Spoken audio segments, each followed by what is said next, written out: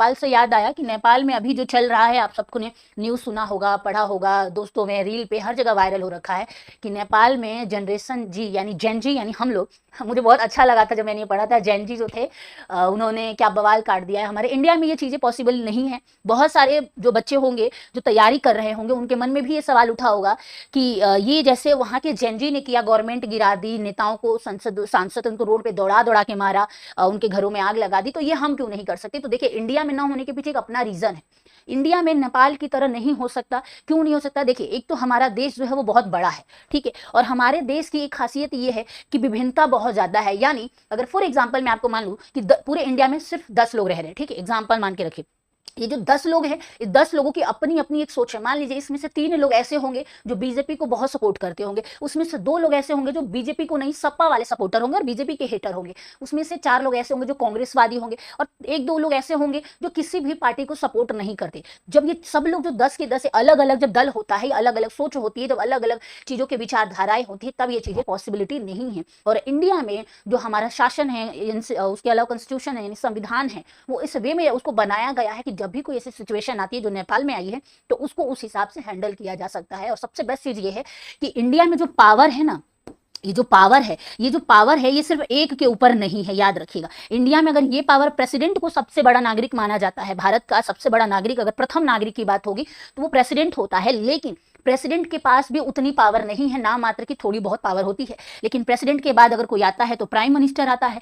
Prime minister के पास centre की power है, लेकिन वो देश के ऊपर दबाव नहीं बना सकता, क्योंकि यहाँ पे 3 पालिकाओं के बारे में, मतलब आपने कार्यपालिका के बारे में, विधानसभा के बारे में, राज्यसभा के बारे में, विधायिका के बारे में, उच्च न्यायालय के बारे में यानी सुप्रीम कोर्ट वगैरह के बारे में आपने पढ़ा और सुना जरूर होगा। तो पावरों को ना जो ऐसे ऐसे बांट दिया गया है, तो अगर प्राइम मिनिस्टर के पास सबसे ज्यादा पावर है, अगर वो अपनी मन की कर रहा है तो वो अपनी मन की नहीं कर सकता बिकॉज ऑफ पावर। यहाँ पे जो है, अगर एक पल को मान लें हम कार्यपालिका भी इसके अंडर में आ गई, प्रेसिडेंट भी इसके अंडर में आ गया, सब इसके अंडर में आ गया, जो कि हो रहा है। लेकिन जो हमारी न्यायपालिका है, न्याय के बारे में अगर बात की जाएगी, ये जो है ये कभी भी इसके ऊपर ऐसा पावर प्रेसिडेंट, प्राइम मिनिस्टर नहीं बना सकते, ठीक है, जिस वजह से हालात जो है इंडिया में कभी भी नेपाल की तरह नहीं हो सकते।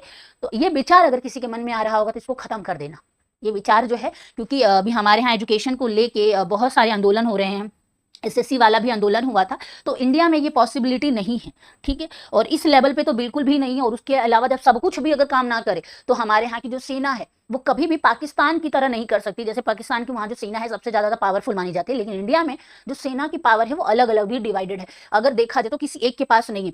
नेवी के अपने पावर्स हैं, अगर आपको आर्मी की बात होगी तो इनके अपने पावर्स हैं, और एयरफोर्स के अपने पावर्स, सबके पावर्स को बांटा गया है। यानी एक अगर चढ़ाई करता है तो ये 2 के पास इतनी पावर होती है कि वो उसको दबा के वहां से हटा सके कि नहीं, देश के संविधान को तुम नहीं गिरा सकते, इस जो चल रहा है इसको तुम खत्म नहीं कर सकते। तो इसको इस तरीके से डिजाइन किया गया है, तभी जाके जब भारत आजाद हुआ था 1947 में, और अभी लगभग 79 ईयर हो चुके हैं आजाद भारत को, और एक बार भी ऐसी स्थिति नहीं बनी है कि भारत में ये वाले हालात आ जाए। हम सबको पता है, इवन जब 1975 के आसपास जब इंदिरा गांधी ने इमरजेंसी लगाई थी, उस दौरान में भी ये स्थिति हो सकती थी, लेकिन ये नहीं हुआ। क्यों? क्योंकि इंडियन कॉन्स्टिट्यूशन ही ऐसे बनाया गया है और पावर्स को ऐसे डिवाइड किया गया है, जिस वजह से ये पॉसिबल नहीं है, ठीक है। क्योंकि मेरा काम है हिस्ट्री पढ़ाना, मैं हिस्ट्री के टीचर हूँ, तो मुझे लगा ये बातें आपको पता होना चाहिए, ताकि आप जब कभी किसी से इस बारे में बहस करो या कोई आपसे इस बारे में बहस करे तो आपको ये चीजें पता हो और आप उनको ये बता सको कि क्यों पॉसिबल नहीं है इंडिया में ये होना। क्योंकि अभी मैंने रील पे देखा है, बहुत ऐसे लोग बातें बना रहे हैं कि जब नेपाल में हो सकता है, बांग्लादेश में हो सकता है, तो इंडिया में क्यों नहीं हो सकता। तो हम सबको पता है कि नेपाल है इतू सा